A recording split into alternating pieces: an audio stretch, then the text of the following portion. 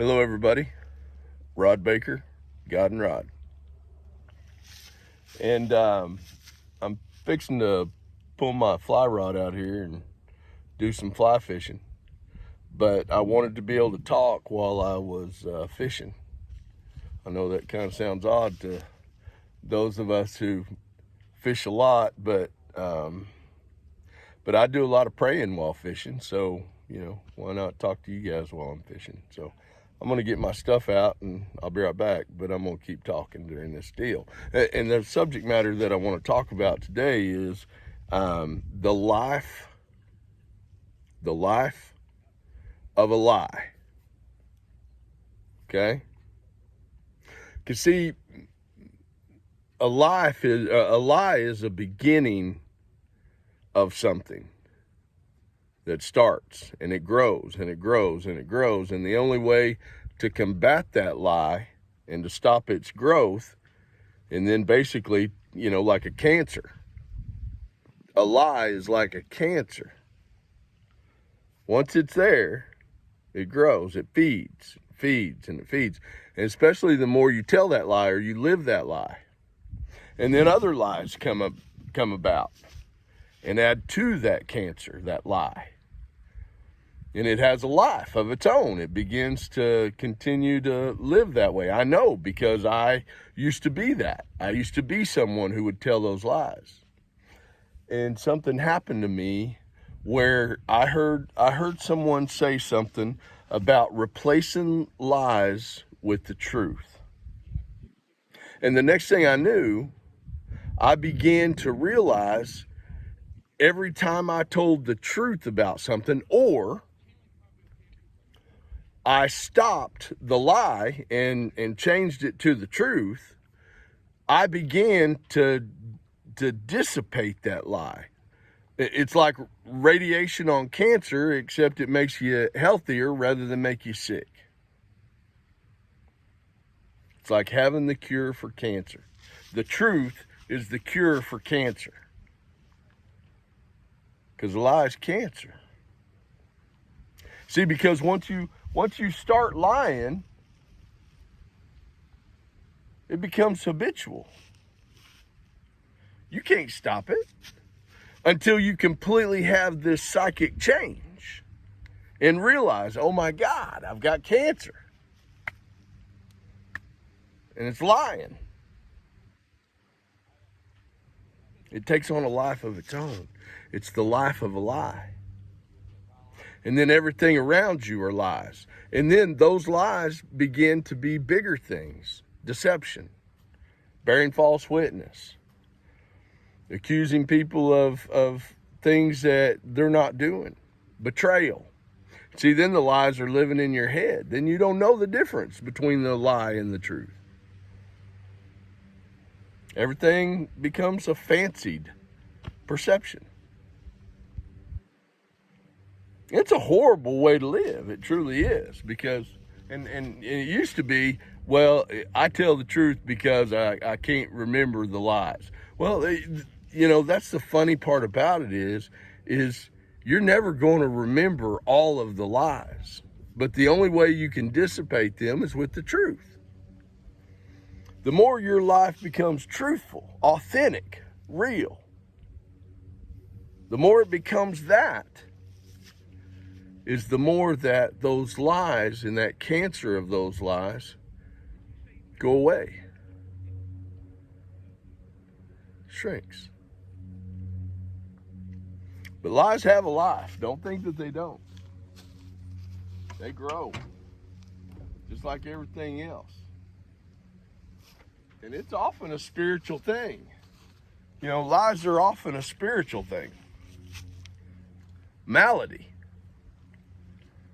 And it comes from insecurity, codependency. Those things are what produces lies. When you can't see yourself as good enough, of course you're gonna lie. Of course you are. You don't have to. Start with the truth every day now. What you do, once you begin to, once that process starts,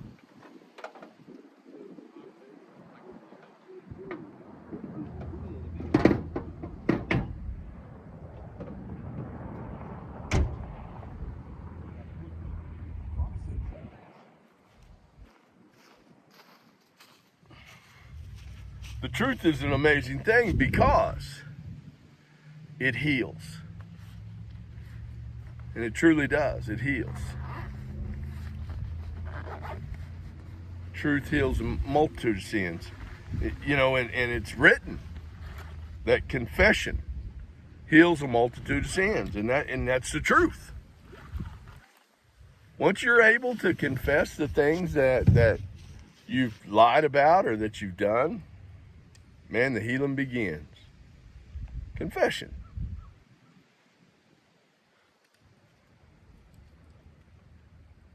I found a lot of people that thought that by confessing, it made them guilty.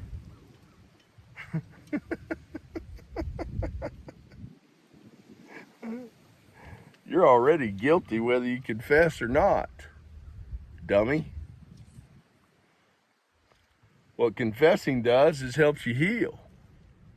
Starts that healing process. Because even if you don't get caught for what you've done, you're still going to get caught for what you've done. You're still going to pay. And what's amazing, how God really operates, He gives you that chance and chance and chance, but then there's that final chance where you have the opportunity to reconcile with yourself, with what you've done. And when you don't, when He's giving you all these chances, when you don't, there comes that point in time you have to pay for all that you have refused to confess. There has to be truth for every lie you've told.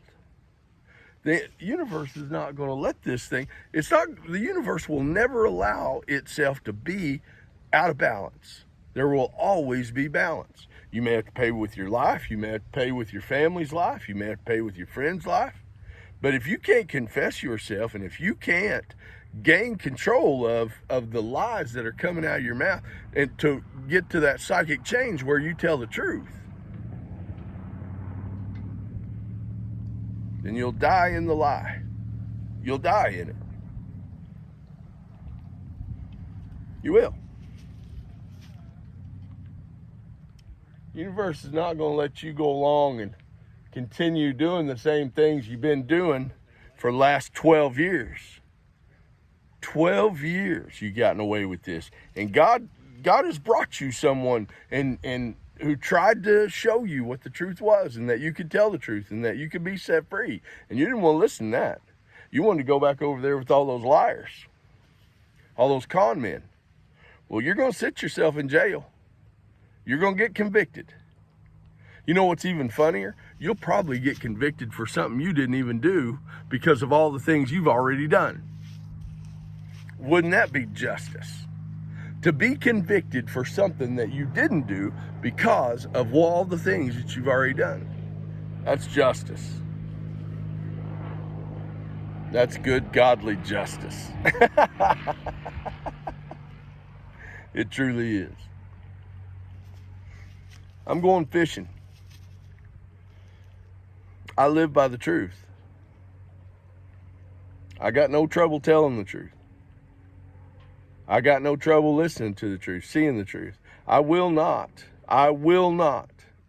participate in the life of liars. I won't.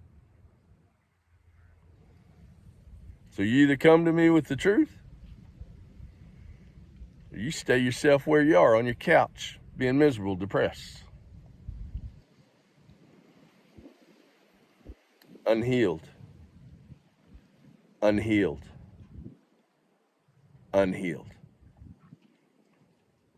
The choice has consequences. You've made yours.